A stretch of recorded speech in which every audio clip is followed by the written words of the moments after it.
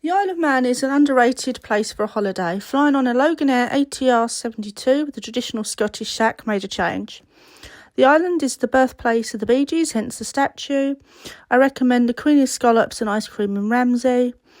The heritage transport options include steam trains, horse trams and electric trams.